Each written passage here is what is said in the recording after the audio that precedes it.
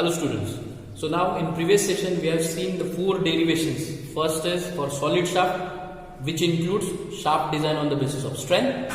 Second, shaft design on the basis of rigidity. For hollow shaft also same, shaft design on the basis of strength as well as rigidity. That four derivations we have seen. Now here for hollow shaft design on the basis of torsional rigidity we are going to check. So I'll write hollow shaft on the basis of torsional rigidity. Torsional rigidity. Clear? Now here torsional rigidity, as I told you for the solid shaft also, T by J is equal to G theta by L, which we have to consider for the calculating the torsional rigidity. Now we'll have to directly write, that is theta is equal to, I told you, that is empty torsional moment into L divided by J into G. Correct? So while doing this, I will have to convert into radian to degree. I will have to multiply 180 by pi. Correct? While doing this, I will have to put, as I told you, torsional moment we need to calculate from the structure. Length, this is the length of the shaft. G, modulus of rigidity, that will be calculated or directly given from the material point of view. And J is the polar moment of inertia, which will avoid the twist.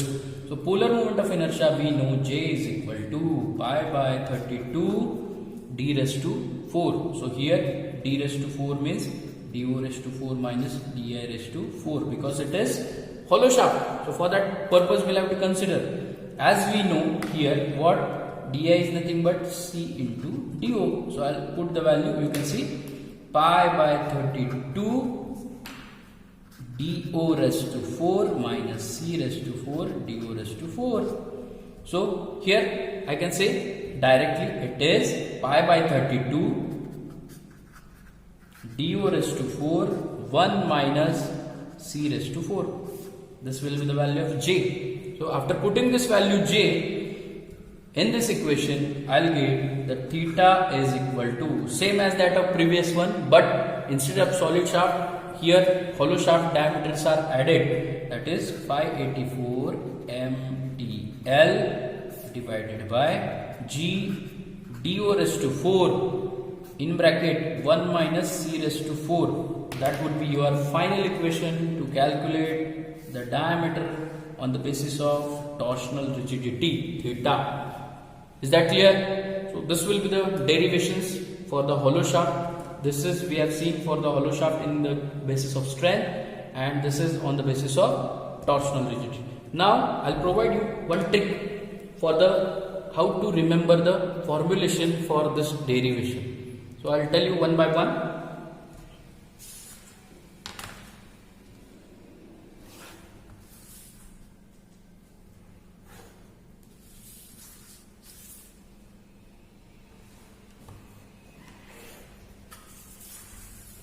Now see here, we have seen the four derivation. I'll make the chart for your side. So it will be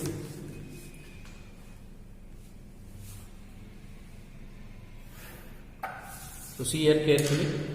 I'll see for solid shaft, for hollow shaft.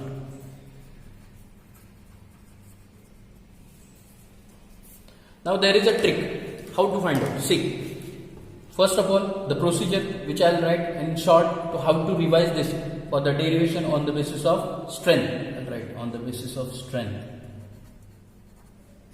Okay. First thing we will have calculate sigma t. I will write 4p by pi d square. Correct. Then bending 32 mb by pi d cube, then shear tau is equal to 16 mt by pi d cube.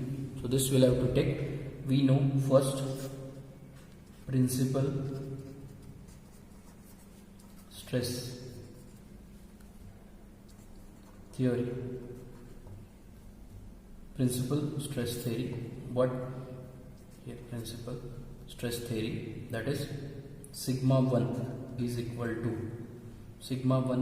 to 16 by pi d cube mb plus square root of mb square plus mt square, and here sigma 1 means SYT by Fs. Second, max shear stress.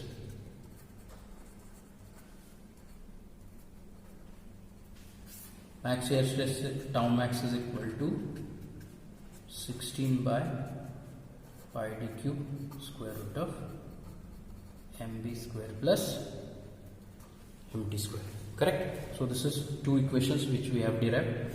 So this is about the torsional solid shaft on the basis of strength. Now in case of the torsional,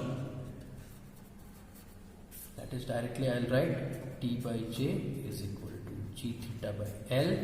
So I will write the theta is equal to 584 MTL G raised to 4. This will be the final equation. So now these two derivations are over. So you have to revise like this. You have to revise like this. Correct? Now for hollow shaft, same procedure I need to follow. What? Sigma T, that is 4p by pi do square 1 minus c square. Correct? Here we have considered what? C is equal to di by du. C is a constant. Now for bending, I will have to write 32 mb by pi do cube 1 minus c raised to 4. And for shear, tau is equal to 16 mt pi do cube 1 minus c raised to 4. This is for tau. Now first condition is to calculate principal stress. So for this I will have to calculate sigma 1 is equal to 16 by pi do cube 1 minus c raised to 4 in bracket mb plus square root of mb square plus mt square. And from shear stress I will have to calculate tau max is equal to 16 by pi do cube 1 minus c raised to 4 square root of mb square plus mt square. So this is about for the hollow shaft. Now in case of the torsional rigidity, that is theta is equal to 584 mtl divided by g du raised to 4 1 minus c raised to 4. So likewise you will have to derive. While writing this, while revising this, you will get clear idea. There is a correlation in between this. What? In solid shaft we have not added inside and outside diameter. Here we have added, and for that we have taken the constant C is equal to di by du. According to that same process we need to follow, and through which we can solve this. If they have asked for the 4 derivations, we can easily write down. Correct? We can easily write. So this will be the structure. So I hope you understood this session and try to revise this many more times. You will get understand what are the steps, how it can be find out. Thank you. Thank you.